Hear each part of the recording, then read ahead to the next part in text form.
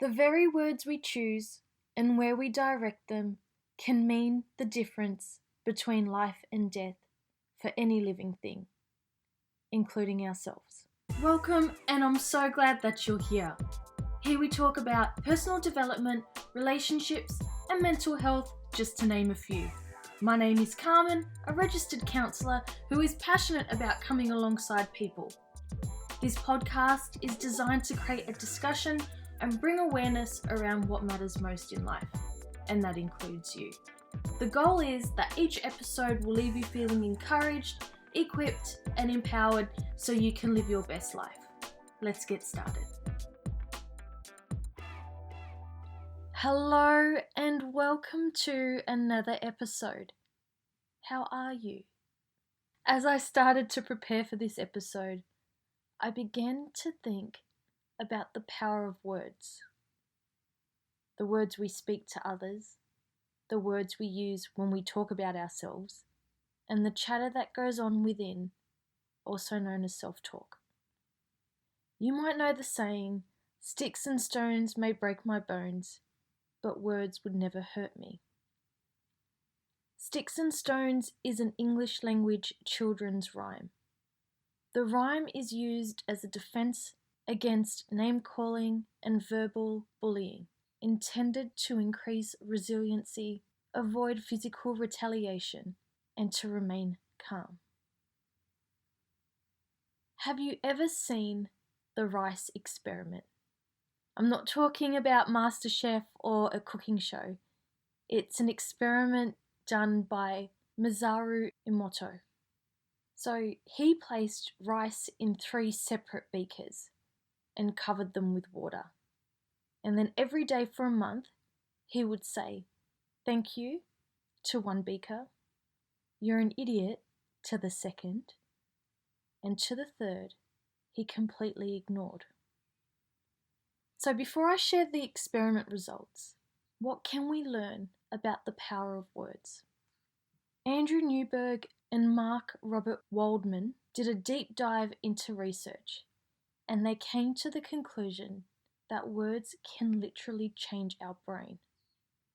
They quote, "A single word has the power to influence the expression of genes that regulate physical and emotional stress. Positive words, such as peace and love, can alter the expression of genes, strengthening areas in our frontal lobes and promoting the brain's cognitive functioning. They propel the motivational centers of the brain into action and build resiliency. Conversely, hostile language can disrupt specific genes that play a key part in the production of neurochemicals that protect us from stress." Interesting, right? So, back to the experiment.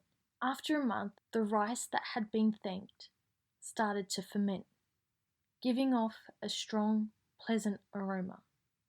The rice in the second beaker turned black, and the rice that was ignored began to rot.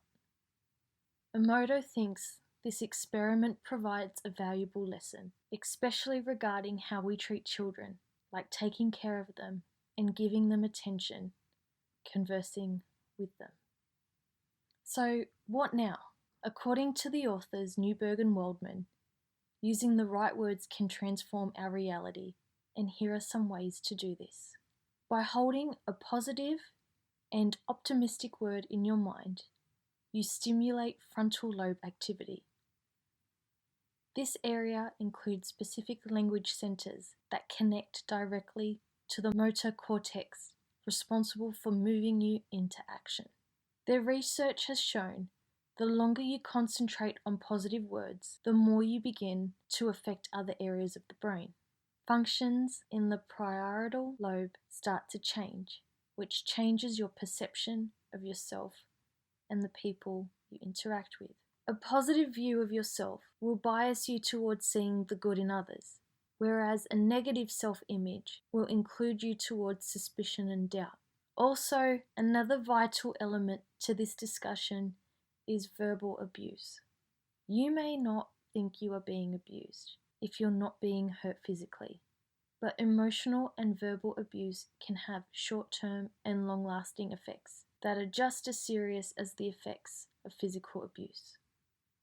Emotional and verbal abuse includes insults and attempts to scare, isolate, or control you. It is also often a sign that physical abuse may follow. Emotional and verbal abuse may also continue if physical abuse starts.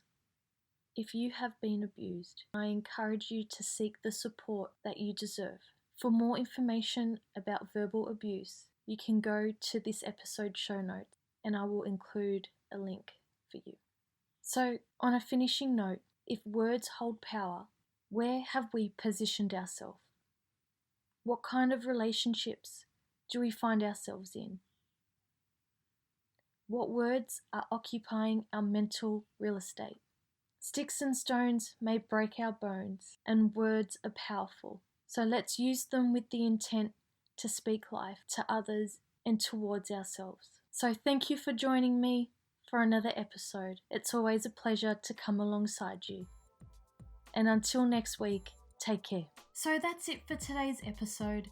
As always, I'm grateful for the opportunity to come alongside you. If you know someone who might benefit from hearing this episode, why not share it with them? And don't forget to subscribe to the podcast so you don't miss an episode. For more content or to learn about the services I provide, head over to carmendebono.com.au and I look forward to coming alongside you again next Wednesday.